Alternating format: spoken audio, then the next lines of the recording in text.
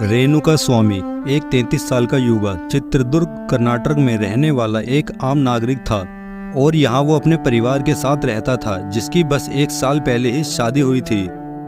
रेणुका स्वामी की लाइफ बहुत ही सिंपल थी। रोज सुबह वो बिना लेट हुए मेडिकल स्टोर में अपनी नौकरी पर चला जाता था और शाम होने पर वो घर लौट आता था। उनके जीवन में रंग भरती थी फिल्में। उन्हें फिल्म देखने का काफ़ी शौक था। वैसे तो उन्हें बहुत सारे एक्टर्स पसंद थे, लेकिन एक एक्टर बहुत ज़्यादा पसंद था, या यूं कह लो रेणुका स्वामी उस एक्टर का जबर फैन था। उनकी कोई भी मूवी वो मिस नहीं करते थे और वो स्टार था दर्शन दुगुदीपा। रेणुका स्वामी दर्शन का इतना बड़ा फैन था कि दर्शन की कौन सी मूवी कब रिलीज होने वाली है, दर्शन कौन सा प्रोजेक्ट शुरू करने वाले हैं, साथ ही साथ दर्शन के हर पोस्ट को लाइक करना, उसके सोशल मीडिया पर अपडेट रहना, ये सब रेणुका स्वामी करता था। और दर्शन कन्नड़ फिल्म इंडस्ट्री के सबसे ज़्यादा महंगे स्टार्स में से एक हैं। वो 60 से भी ज़्यादा फिल्मों में एज ए मेन हीरो काम कर चुके हैं और इनमें से ज़्यादातर फिल्में सुपरहिट भी हो चुकी हैं। इनकी लेटेस्ट मूवी काटेरा ने तो बॉक्स ऑफिस पर धुआंधार कमाई की और ब्लॉकबस्टर रही। दोस्तों, दर्शन की विजय लक्ष्मी से 2003 में शादी हुई थी और उस शादी से इन दोनों को एक बेटा भी है। दर्शन के फैंस को इन दोनों की जोड़ी बहुत अच्छी लगती है और रेणुका स्वामी भी इन फैंस में से एक था। फिर एक दिन एक खबर आती है कि सुपरस्टार दर्शन के एक एक्ट्रेस पवित्र गौड़ा से संबंध हैं और ये सब कुछ पवित्र गौड़ा ने खुद अपने इंस्टाग्राम पर पोस्ट किया था। लेकिन अभी दोनों के फैंस को ये खबर बोगस लगती थी। लेकिन फिर 24 जनवरी 2024 को पवित्र गौड़ा ने दर्शन और अपनी कुछ पिक्चर्स अपने इंस्टाग्राम अकाउंट पर पोस्ट की और ये भी लिखा कि हमें 10 साल हो गए हैं इस रिलेशनशिप में। दर्शन के फैंस को ये सब अच्छा नहीं लगा। वो दर्शन को अपना भगवान मानते थे और वो फैंस पवित्रा को बहुत ही ज़्यादा गंदे गंदे कमेंट करने लगे। उनमें से ही दर्शन का एक जबर फैन था और वो था रेणुका स्वामी। रेणुका स्वामी अननोन अकाउंट से पवित्रा को बहुत ही हेट मैसेज भेजता था, या यूं कह लो गाली देता था। पवित्रा को रेणुका स्वामी के कमेंट इतने इफेक्ट करे, इतने बुरे लगे कि उसने ये बात दर्शन को बताई और दर्शन ने पवित्रा से कहा, तुम चिंता मत करो, मैं सिचुएशन को संभाल लूँगा। फिर दर्शन ने जैसे तैसे करके रेणुका स्वामी की आइडेंटिटी और उसकी लोकेशन का पता लगाया और दर्शन ने अपने ही फैन क्लब के एक मेंबर राघवेंद्र को पैसे दिए ताकि वो रेणुका स्वामी को चित्रदुर्ग से बेंगलोर ला सके।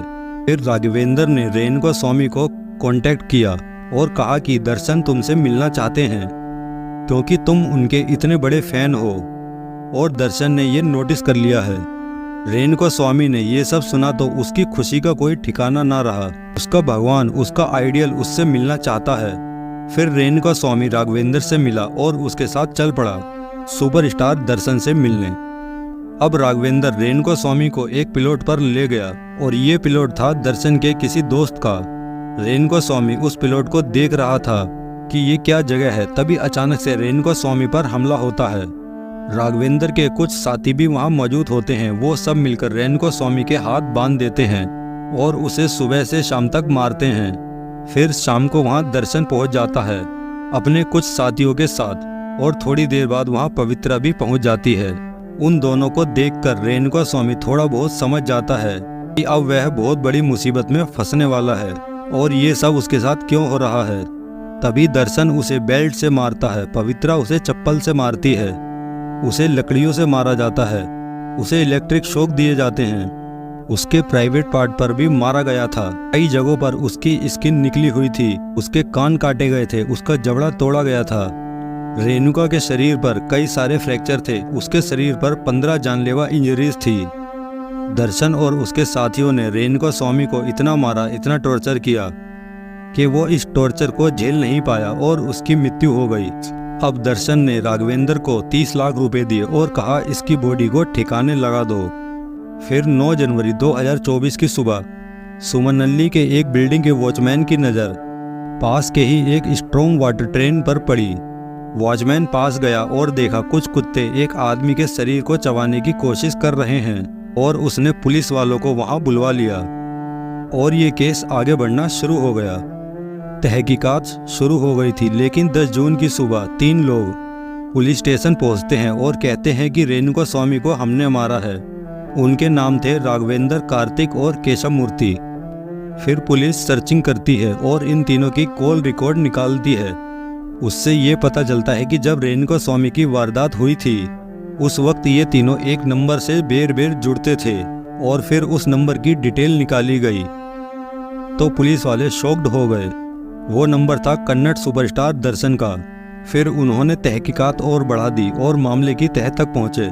उन्होंने 8 जून की सीसीटीवी फुटेज चेक करी जिससे ये पता लगा कि रेणुका स्वामी को किडनैप किया गया था और फुटेज में दर्शन की गाड़ी भी दिखी और इन सब की फ़ोन लोकेशन भी एक ही जगह पर दिख रही थी। सारे सबूत इकट्ठा करने के बाद दर्शन की अरेस्टिंग हुई और पवित्र गौड़ा सहित 11 लोगों को और अरेस्ट किया गया। एक सुपरस्टार ने अपने ही जबरफैन के साथ ऐसा दुर्व्यवहार किया कि उसकी जान चली गई।